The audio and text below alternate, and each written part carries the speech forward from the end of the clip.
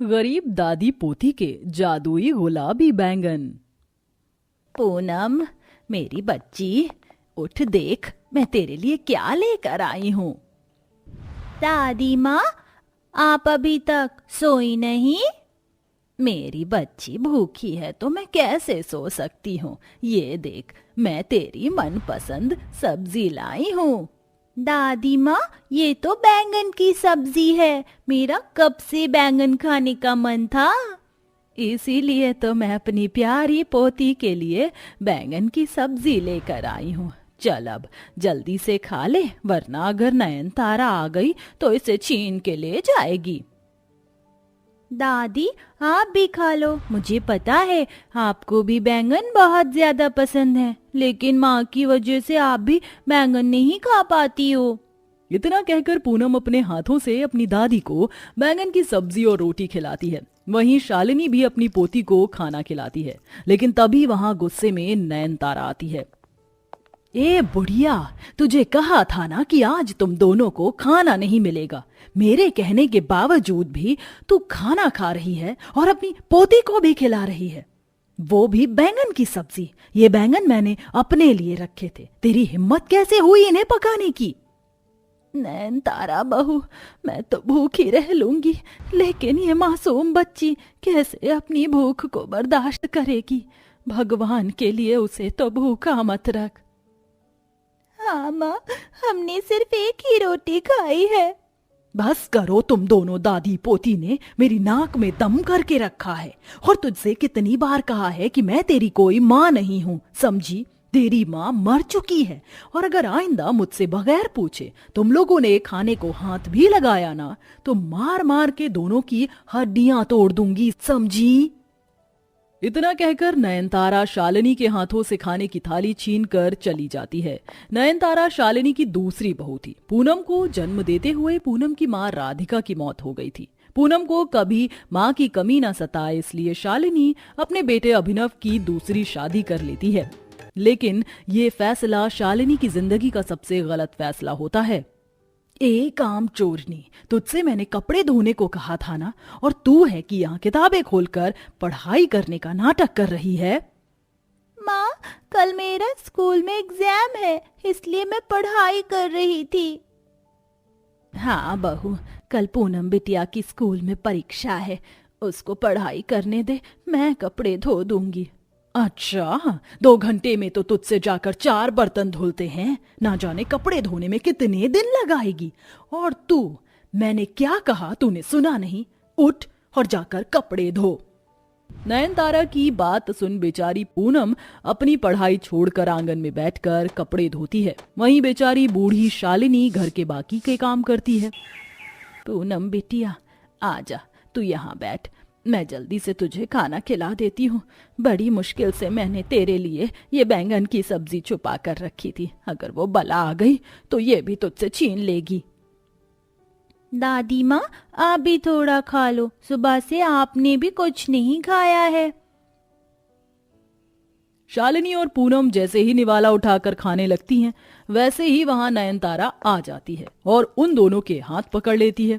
बड़ा शौक है ना दादी पोती को बैंगन की सब्जी खाने का। अब ये बैंगन की सब्जी तुम्हें तभी खाने को मिलेगी जब तुम दोनों घर के सारे काम कर लोगी। सुबह से रात तक हम जानवरों की तरह काम करते हैं, लेकिन एक वक्त का खाना भी हमें ढंग से नसीब नहीं होता। जिस दिन अभिनव को तेरी हरकतों के बारे में पता चलेगा ना, वो तुझे कभी माफ नहीं करेगा। अच्छा, अब तू मुझे मेरे पति की धमकी देगी? भूल मत, अभिनव शहर के बाहर काम करता है, तो इसलिए उसे तो कुछ पता चलने से रहा। लेकिन अगर तूने कभी उसके सामने इस बात का जिक्र भी किया तो मैं उसे बहला फुसलाकर अपने साथ ले जाऊंगी। फिर रहना तू अपनी इस पोती के साथ। माँ का साया तो इसके ऊपर से उठ चुका है, अब बाप का साया भी उठने में देर नहीं लगेगी। नयनतारा की बात सुन शालिनी डर जाती है और दोबारा घर के कामों में लग जाती है। शालिनी और उसकी पोती पूनम को बैंगन खाने बहुत पसंद है, लेकिन जब भी वो लोग बैंगन की सब्जी खाने की कोशिश करते तो नयनतारा उनसे हमेशा बैंगन की सब्जी छीन लेती। ए बुढ़िया, ये ले पैसे और बाजार से जाकर कुछ सब्जी ले आ, और हाँ, खबरदार अगर तू बैंगन लेकर आई तो।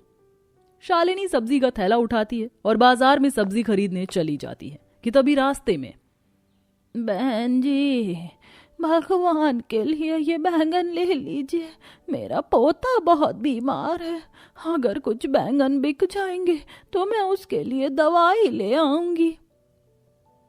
हम क्या तुझे अंधे दिखाई दे रहे हैं जो तुझसे ये गुलाबी बैंगन लेंगे? बैंगन कब से गुलाबी होने लग गए? मुझे तो लगता है कि तूने इसमें कोई दवाई मिलाई है, इसे खाकर हमें मरना थोड़ी ना है। नहीं बहन जी, मैंने इसमें कोई दवाई नहीं मिलाई है, जैसे खेत से बैंगन उगे वैसे ही मैं इसे बेचने के लिए लेकर आई हूँ, भगवान के लिए थोड़े से बैंगन खरीद लीजिए। अपने ये नकली और जहरीले बैंगन अपने पास ही रख, समझी?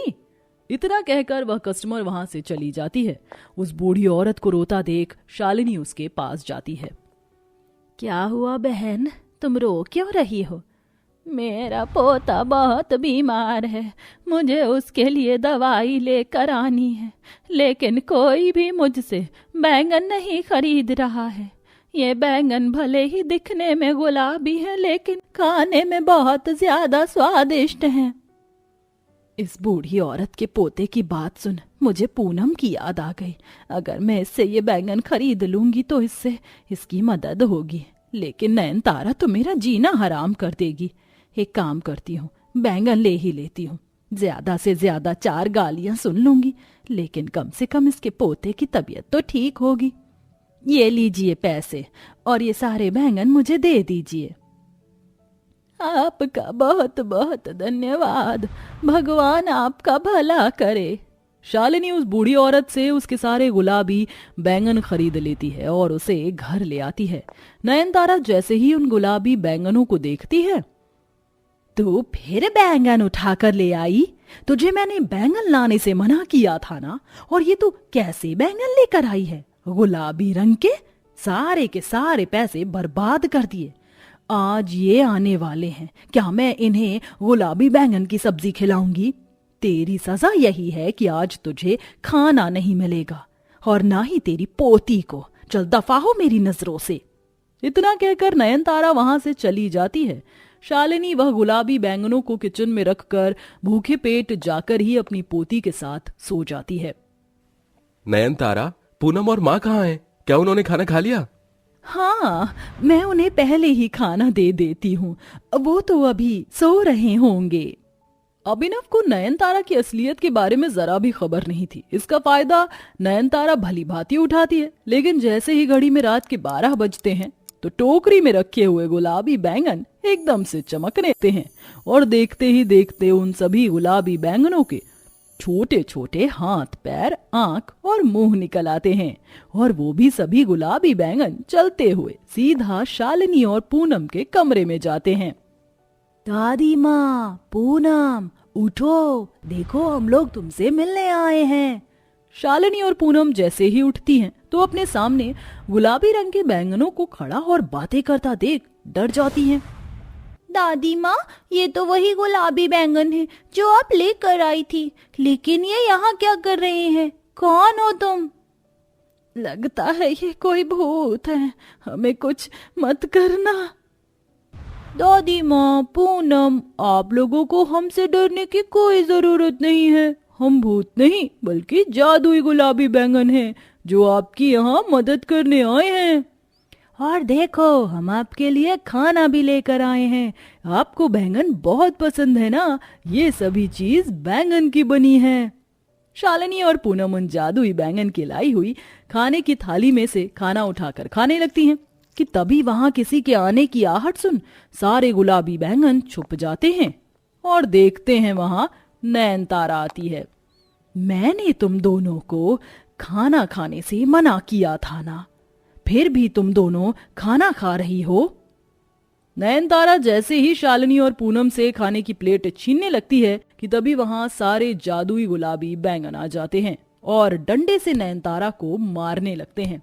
आ आ आ ये तो वही गुलाबी बैंगन है जो ये बुढ़िया लाई थी, लेकिन ये मुझे मार क्यों रहे हैं? हम तुझे नहीं छोड़ेंगे। बहुत परेशान कर लिया तूने दादी माँ और पूनम को। अब तू इनके काम करेगी, बोल करेगी ना, वरना हम तुझे ऐसे ही मारते रहेंगे। हाँ, मैं उनके सारे काम करूंगी, लेकिन मुझे छोड़ दो, मत मारो। सारे गुलाबी बैंगन नयनतारा को मारना बंद कर देते हैं। इसके बाद नयनतारा भागते हुए अपने कमरे में चली जाती है। वहीं ये सब देख शालिनी और पूनम बहुत खुश होती हैं। अगले दिन सुबह के 10 बज चुके हैं और तू आराम से अपनी पोती के साथ बैठकर यहाँ बातें कर रही है। मेरी कॉफी कहाँ है? कि तभी क्या कहा तुमने? लगता है तुम कल रात की मार भूल गई हो। नहीं नहीं, मैं नहीं भूली। जादुई गुलाबी बैंगन की वजह से जहां पहले शालिनी और पूनम दिन रात नयनतारा की सेवा करती, उसके पैर दबाती, उसके अत्याचारों को सहती, वहीं अब नयनतारा शालिनी और पूनम की सेवा करती है। दादी माँ, इस बैंगन की सब्जी में तो बहुत ज्यादा नमक है। एक तो तेरे लिए मैंने ये बैंगन की सब्जी बनाई, ऊपर से तू उसमें नुस्ख निकाल रही है। इतना कहकर नयनतारा पूनम को थप्पड़ मार देती है, जिसे देख वहां फिर से सारे गुलाबी बैंगन इकट्ठा हो जाते हैं और नयनतारा को डंडे से मारने लगते हैं। मेरा हाथ! जादुई बैंगन रुक जाओ, मेरी बहू को मत मारो, इसको ऐसे दर्द में मैं और नहीं देख सकती। देखा तुमने, जिस सास को तुमने जिंदगी भर परेशान किया, उसे खून के आंसू रुलाए, उससे तुम्हारा जरा सा दर्द नहीं देखा गया। तुम्हें तो शर्म आनी चाहिए। सही कहा तुमने जादुई बैंगन, मुझे माफ कर दीजिए माँ जी। आज इन जादुई गुलाबी बैंगन की वजह से मुझे ये पता चला कि मैं कितना गलत कर रही थी। माँ जी, पूनम, आप लोग मुझे माफ कर दीजिए। नयनतारा को अपनी गलती का एहसास होता देख शालिनी और पूनम उसे माफ कर देते हैं। अब नयनतारा सुधर जाती है और अपनी सास और सौतेली बेटी का बहुत अच्छे से ध्यान रखती है और सब खुशी खुशी रहते हैं।